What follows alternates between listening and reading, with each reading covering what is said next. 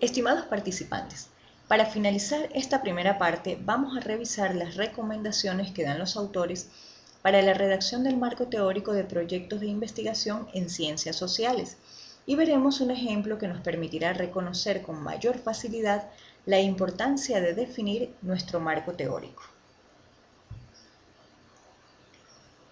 Recomendaciones para la redacción del marco teórico de proyectos de investigación en ciencias sociales.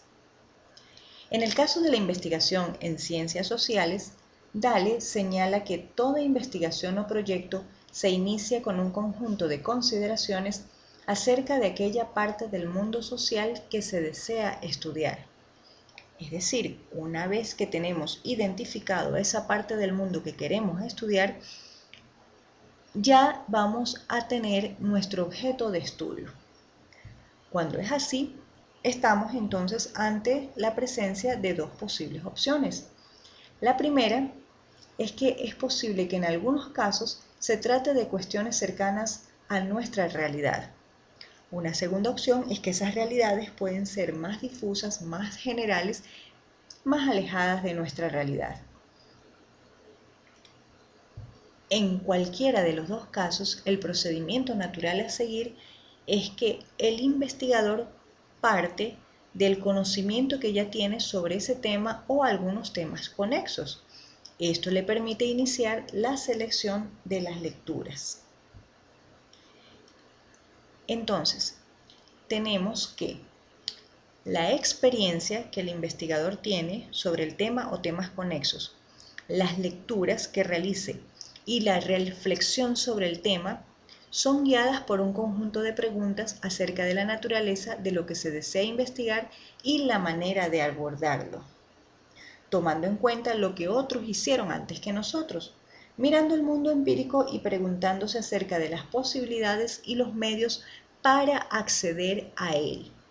Es parte de la recomendación que DAL nos da para la redacción de este tipo de proyectos.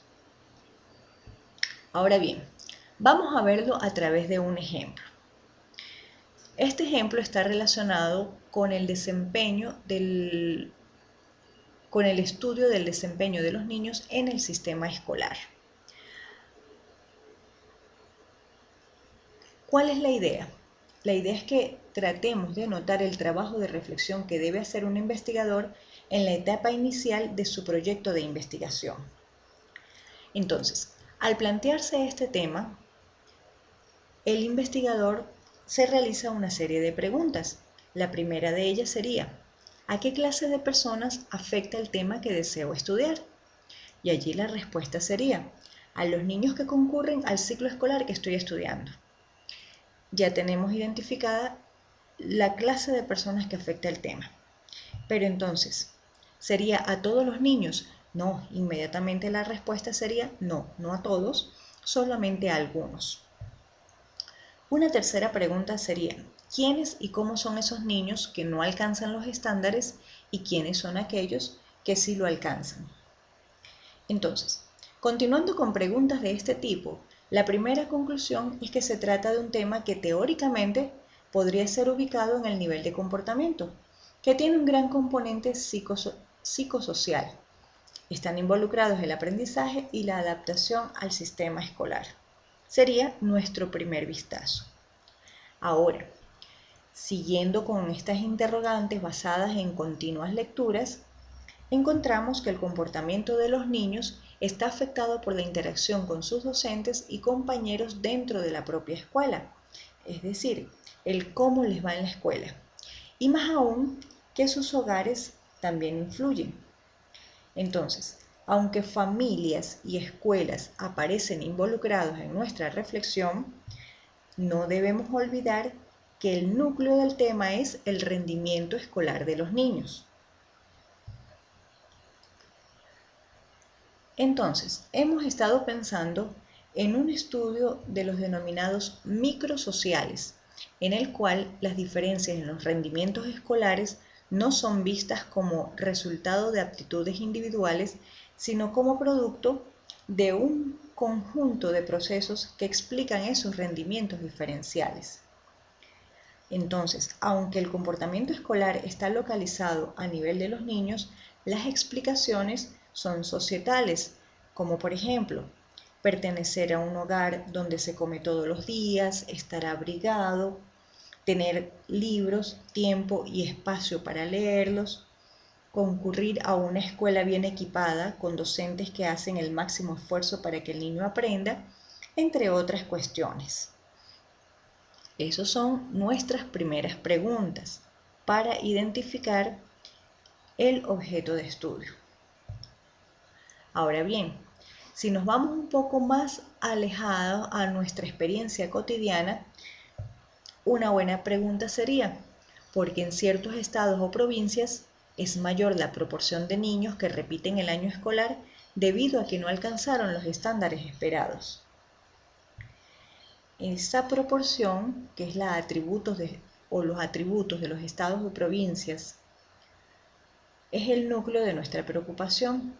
Ahora nos interesa el colectivo formado por los repitientes. Esta es parte de la estructura social de los estados.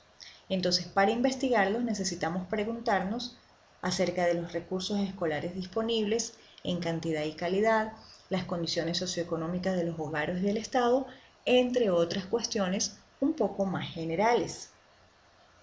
Entonces, ¿qué pudimos observar acá? Que mientras que para el primer tema necesitamos recurrir a teorías microsociales que den cuenta de los procesos de aprendizaje, de la influencia, de la interacción escolar y de la presencia del hogar, en el segundo estudio debemos recurrir a teorías macrosociales relacionadas a la desigualdad estructural socioeconómica y de las oportunidades educativas que es posible encontrar en diversos estados y provincias. Recordemos que estas son teorías que tratan del desarrollo económico y social desigual. Intuitivamente sabemos que los estados y provincias donde predominan hogares pobres, la infraestructura escolar es de peor calidad. También sabemos que la familia es el motor de las motivaciones de los niños y que hay escuelas que no lo suplen, es cierto, con sus estilos de enseñanza. Pero todas estas cuestiones requieren de investigaciones acotadas y sustentadas en teorías específicas. ¿Qué observamos por acá? Que ambos temas son cara de una misma realidad, pero la investigación de uno o de otros requiere que se especifique en el marco teórico. De lo contrario, llegaríamos a conclusiones triviales como puede ser, por ejemplo, explicar las dificultades de aprendizaje de los niños por la macroestructura o las diferencias regionales por las conductas de los maestros, entre otros elementos que no estarían directamente relacionados con nuestro objeto de estudio. Ahora bien, una teoría que integre los niveles macro y microsociales debería especificar los procesos sociales complejos que operan como intermediarios entre ambos niveles. ¿Qué vemos acá? Que en este ejemplo del estudio del desempeño de los niños en el sistema escolar, pudimos ver la importancia de definir la perspectiva teórica de una investigación y determinar si las proposiciones que incluiremos en nuestro marco teórico se refieren a un nivel microsocial, macrosocial o a una articulación entre ambos. Asimismo, y no debemos olvidar esto, debemos establecer una coherencia entre los distintos niveles del marco teórico, los objetivos de la investigación y el diseño metodológico. De esta manera, ya conocemos cómo podemos definir el marco teórico, cuáles son sus funciones y cómo conocer la bondad del mismo. Vimos un breve ejemplo sobre cómo influye la correcta selección del marco teórico sobre la definición del objeto de estudio. En la siguiente parte veremos las diversas fuentes de información que podemos emplear para construir el marco teórico.